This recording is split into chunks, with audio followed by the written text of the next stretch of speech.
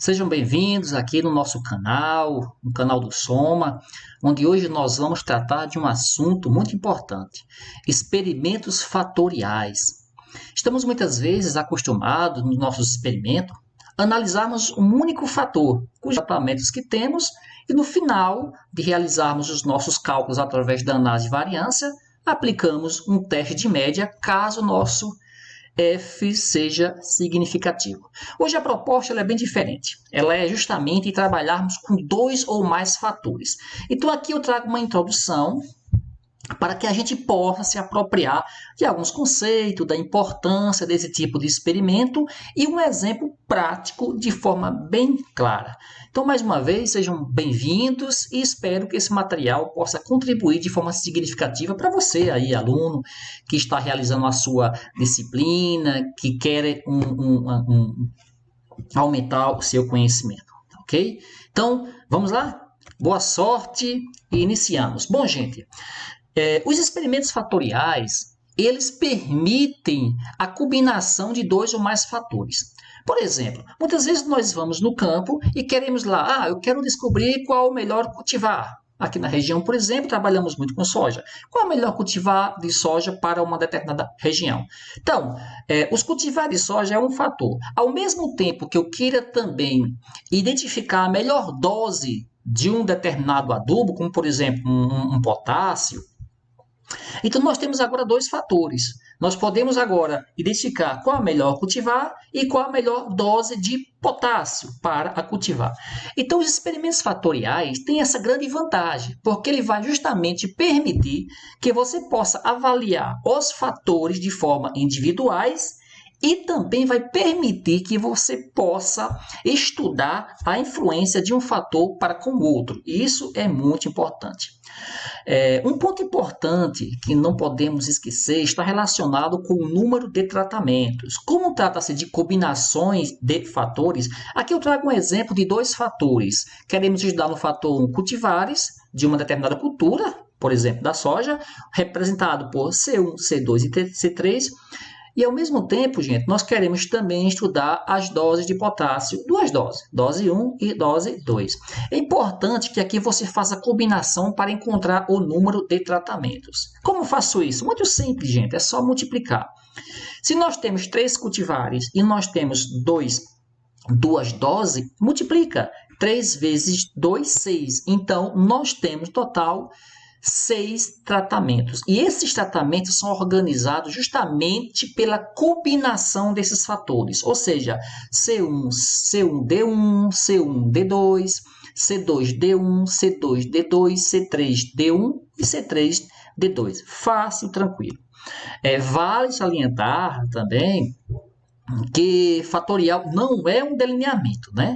Como a gente já viu em aulas passadas, existem 3 tipos de delineamento: inteiramente casualizado, blocos casualizado e o delineamento em quadrado latino, tá certo?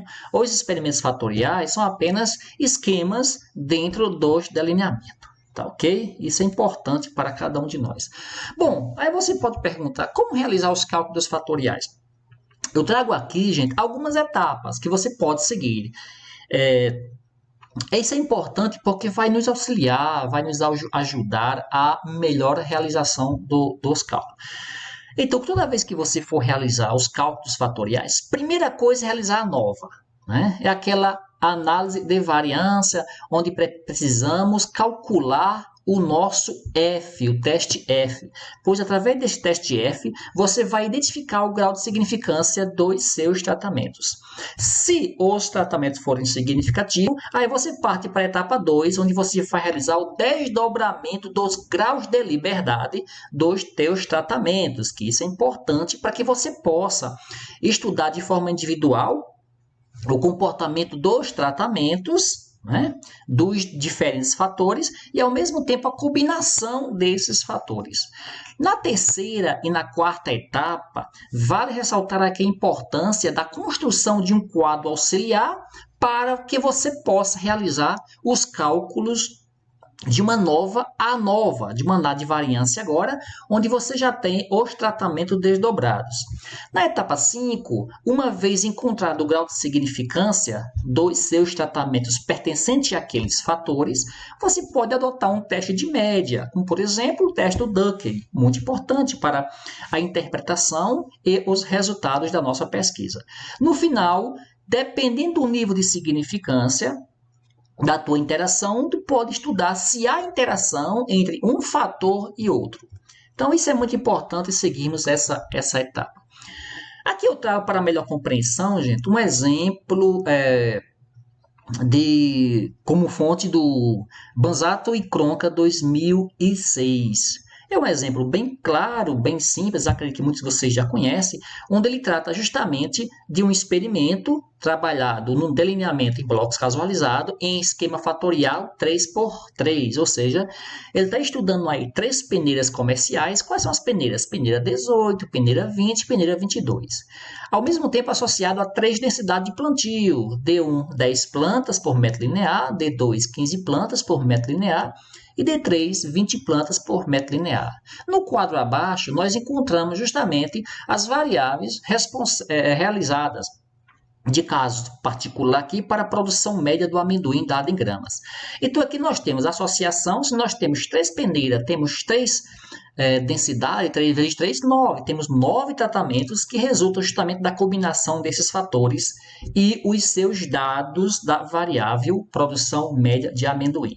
Então, só voltando agora às nossas etapas para facilitar a nossa vida. Qual a primeira etapa? Calcular o teste F.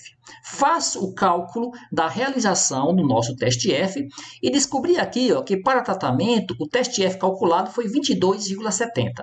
Vou buscar o F tabelado para tratamento de bloco, lembrando que o F tabelado sempre nós encontramos buscando o grau de liberdade do tratamento estudado com o grau de liberdade do resíduo. No caso, para tratamento aqui, 8,16. E analisamos no grau de significância, tanto a 5 como 1%. Então, verificamos aqui que para tratamento foi 22,70. Foi significativo, ou seja, concluímos neste caso que a gente rejeita aquela hipótese de nulidade e aceitamos a hipótese alternativa, onde os tratamentos são diferentes pelo teste, neste caso aqui, pelo teste F. Uma vez encontrando o grau de significância aqui da nossa ANOVA, nós vamos para a nossa segunda etapa, onde vamos fazer o desdobramento dos graus de liberdade. Então, quando a gente pega tratamento aqui, lembrando que dentro do tratamento nós temos 2 fatores. Quais são os fatores? É as peneiras, densidade. Então, a grande vantagem do esquema fatorial é que ele vai te permitir, como eu falei antes, estudar o comportamento das peneiras de forma individual, da densidade de forma individual, e você pode verificar se há uma interação significativa entre o uso de peneiras e densidade de plantio.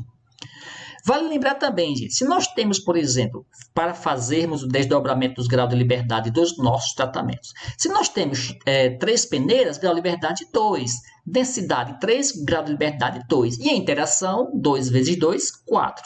Ótimo. Então, concluímos aí esse desdobramento dos graus de liberdade dos tratamentos. Precisamos depois, justamente, completar todo o nosso quadro da ANOVA, para muitos também chamado de ANAVA, que é o quadro da análise de variância. Mas devemos lembrar que existe uma etapa 3 que, para melhor auxiliar os nossos cálculos, precisamos construir um quadro auxiliar. E como nós construímos esse quadro auxiliar? Fácil, gente. Você vai pegar o quadro original, onde constava lá todos os dados referente à sua variável, produção, média, e aqui você vai desmembrar aquele quadro. Você vai ter aqui, P1, P2, P3, que é justamente as peneiras, D1, D2, D3, que são as densidades.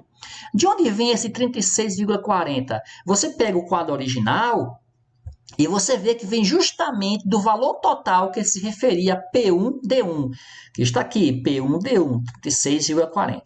Aí você vai completar o seu quadro auxiliar e depois calcular os totais para a peneira e os totais para a densidade. É justamente com esses valores de totais de peneiras e totais de densidade que você vai calcular a soma de quadrado de peneira e densidade, para que você possa agora entrar na etapa 4, onde você vai preencher. Lembrando da nossa forma geral, que a soma de quadrado das peneiras será o somatório dos totais das peneiras ao quadrado, dividido por J, menos o C. Para a densidade, soma de quadrado será somatório dos totais da densidade ao quadrado, dividido por J, menos o C. E para a interação, eu posso pegar a soma de quadrado dos tratamentos encontrado na minha primeira nova e aqui fazer uma diferença com a soma de quadrado de peneiras e a soma de quadrado de densidade. Uma vez realizado todos esses cálculos, a gente percebeu pelo teste F aqui, ó, claro, lembrando que sempre o teste F calculado, vou comparar com o F tabelado. E eu verifiquei que apenas a peneira foi significativo, olha, tanto a 5% como a 1%. Não foi significativo a densidade e não foi significativo a interação. Neste caso, eu posso ir para a etapa 5 apenas para a peneira. Aplica um teste de média, né? Neste caso, apliquei o teste do Duckey, e aí você vai verificar, na verdade, nesta lógica aqui, qual a melhor peneira, né? Qual a peneira vai diferenciar. Né? Se nós temos 3, pode ser que uma seja diferente de duas, pode ser que duas, né? Ou que as 3 tenham os mesmos, né? As diferenças entre elas. Enfim, é isso, gente, que eu queria passar para vocês. E aí a gente espera se aprofundar mais nos próximos vídeos. Abraços, até lá e um bom estudo.